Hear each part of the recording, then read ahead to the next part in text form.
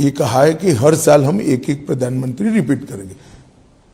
ये देश में स्थिर सरकार ने कितने सारे फायदे किए हैं देश की जनता जानती है। 30 साल तक अस्थिर सरकारों का दर्द देश ने भी झेला है, देश के युवाओं ने झेला है।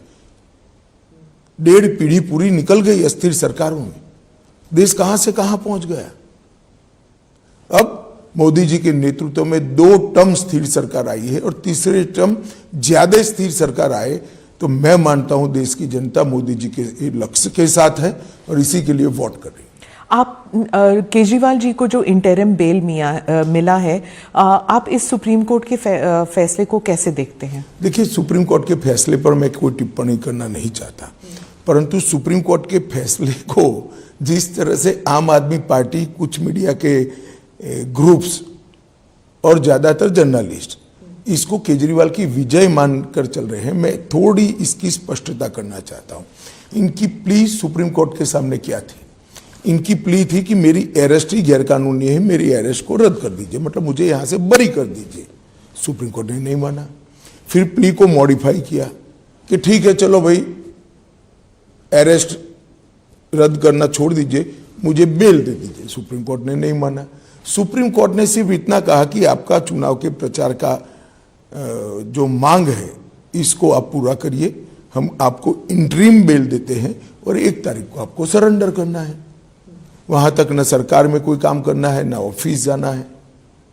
अब इसको ये बड़ा विजय और क्लीन चिट मान रहे। क्लीन चिट नहीं है, चार्जशीट पड़ा है अभी कोर्ट के सामने। अगर उनको इतना विश्वास था तो सेशन कोर्ट में कॉसिंग डालते कि मेरे खिलाफ चार्ज ही गलत है।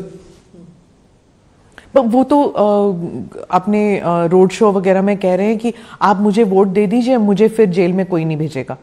देखिए, अब ये तो सुप्रीम कोर्ट के जज साहब जिन्होंने इनको इंटरिम बिल दिया है उनको सूचना है, इसके बड़ा इनका कंटेम और कोई हो नहीं सकता। क्या सुप्रीम कोर्ट देश का विजय पराजय के आधार पर गुनाह का निर्णय करेगा? मैं नहीं कह रहा है, केजरीवाल जी कह रहे हैं, मैं तो सुना भी नहीं, आपने कहा, मैंने अखबार में पढ़ा है। परंतु अगर ये उन्होंने कहा है तो देश की सुप्रीम कोर्ट के फंक्शनिंग पर उनका बहुत गलत टिप्पणी है। क्या उनके बाहर आने से और उनकी जो ये टीका टिप्पणी से इंडिया अलायंस को फायदा हुआ है आपके नजरिए से? देखिए, मैं ऐसा मानता हूं एक मतदाता के नाते कि जहां जहां वो जाएंगे शराब घोटाला याद आएगा। अब फायदा हो गया, नुकसान आप तय कर लीजिए। पंजाब में, हाँ, प्रचार में जहां जहां जाएंगे शराब घोटाला ही लोगों को दिखाई देगा। कई लोगों को तो बड़ी बोतल दिखाई पड़ेगी। मैं उड़ीसा की तरफ मुड़ती हूँ। प्रधानमंत्री ने नवीन बाबू के खिलाफ एक बहुत ही स्ट्रॉन्ग स्टेटमेंट किया था और नवीन बाबू ने भी फिर एक वीडियो बनाया। पहले कभी ऐसे होता नहीं था उड़ीसा में प्रधानमंत्री जी और नवीन बाबू के बारे में, मतलब कोई एक दूसरे के खिलाफ ऐसे पर्सनल स्टेटमेंट्स करें। नहीं, देखिए, किसी भी नेता का स्टेटमेंट जो होता है वो हालिया स्थिति को देखकर किया जाता है। अभी की स्थिति को देखकर प्रधानमंत्री जी ने स्टेटमेंट किया और मैं भी मान रहा हूं कि वहां सरकार बदलने जा रही है। सेंटर के लिए एंड स्टेट, वहां पे दोनों इलेक्शंस चल रहे हैं। दोनों इलेक्शन है। राज्य सरकार इस बार भारतीय जनता पार्टी की बनेगी। कश्मीर में पीसफुल पोलिंग और बंगाल में हिंसा, ये हुआ है चौथे राउंड में। नहीं, जो लोग 370 पर सवाल उठाते हैं, मैं आज उनको कहना चाहता हूं कि 14% वोटिंग से 40 पार कर गया। इससे बड़ी कोई सफलता 370 की नहीं हो सकती। सारे एक्सट्रीमिस्ट ग्रुप के नेता आज जाकर पोल करें। वोट किसको देना नहीं देना वो उनका अधिकार है, मगर कम से कम लोकतांत्रिक प्रक्रिया का वो हिस्सा बने। पहले चुनाव के बहिष्कार के नारे लगते थे, आज शांतिपूर्वक कहीं एक डंडा भी नहीं चला, एक भी रैगिंग नहीं हुई और धैर्यपूर्वक, किसी भी दल का कोई फरियाद नहीं है, धैर्यपूर्वक पोलिंग हुई। ये बताता है कि बदलाव हुआ है। और मैं बताता हूं, पहली बार 40% से ज्यादा विस्थापित कश्मीरी पंडितों ने वोट डाले हैं। अब तक ये आंकड़ा 3% से ऊपर कभी नहीं गया। पहली बार 40% कश्मीरी पंडित और विस्थापित जो थे उन्होंने वोट डाले।